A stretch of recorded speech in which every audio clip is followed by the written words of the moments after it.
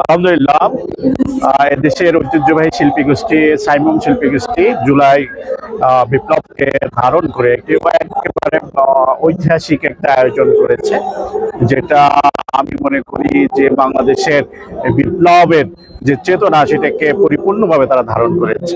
এখানে জুলাই বিপ্লবের সময় সংগঠিত যে ঘটনাগুলা, যে পৈশাচিক নির্যাতন ফ্যাসিস্ট হাসিনা করেছিল, সেই চিত্রগুলোকে তারা ধরে আনার চেষ্টা করেছে।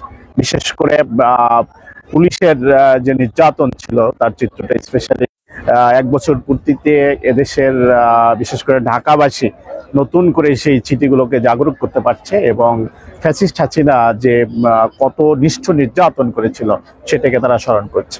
আজকের এই চেতনা যদি আমরা জাগরুক করতে পারি, শহীদদের সেই স্বপ্ন বাস্তবায়নের ক্ষেত্রে এটা এক ধাপ এগিয়ে নিয়ে যাবে। এই জন্য আমি সাইমুম শিল্পী গোষ্ঠীকে বিশেষভাবে ধন্যবাদ দিতে চাই। তারা এ ধরনের একটি আয়োজন করেছে, একটি সৃজনশীল, বিশেষ করে আগামী প্রজন্ম এখান থেকে তারা জানতে পারছে বা জানতে পারবে যে তাদের যে শহীদেরা জীবন দিয়েছিল কি উদ্দেশ্যে, সেটা এখানে সুন্দরভাবে তুলে ধরা হয়েছে। আমি আজকের আয়োজনে সাফল্য এবং সার্থকতা কামনা করছি এবং ধন্যবাদ জানাচ্ছি সাইমুম শিল্পী গোষ্ঠীকে এই আয়োজন, এবং আশা করি এই ধারাবাহিকতা রক্ষায় প্রতি বছর তারা এই আয়োজনটি করবে।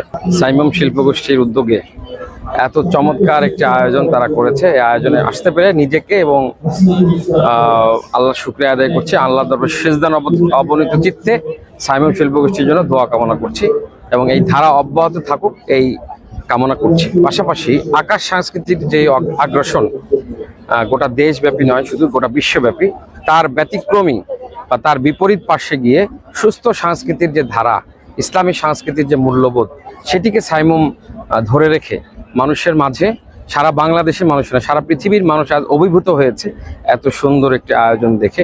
এখানে প্রত্যেকটি জুলাই জাগরণের, জুলাই বিপ্লবের পরবর্তী সময় প্রত্যেকটি যে ঘটনাটা জুলাইয়ের সময় ঘটেছে, বিপ্লব পূর্ববর্তী সময় প্রত্যেকটি ঘটনার এখানে সিম্বল দেওয়া আছে এবং প্রত্যেকটি সিম্বলের দিকে যদি আমরা তাকাই বা লক্ষ্য করি, অবশ্যই সেই জুলাইয়ের সেই বর্বরচিত ঘটনাগুলি আমাদের চোখের সামনে এসে ভাসে। আমরা কায়মনোচিত্তে সাইমুম শিল্প গোষ্ঠীর জন্য দোয়া করছি।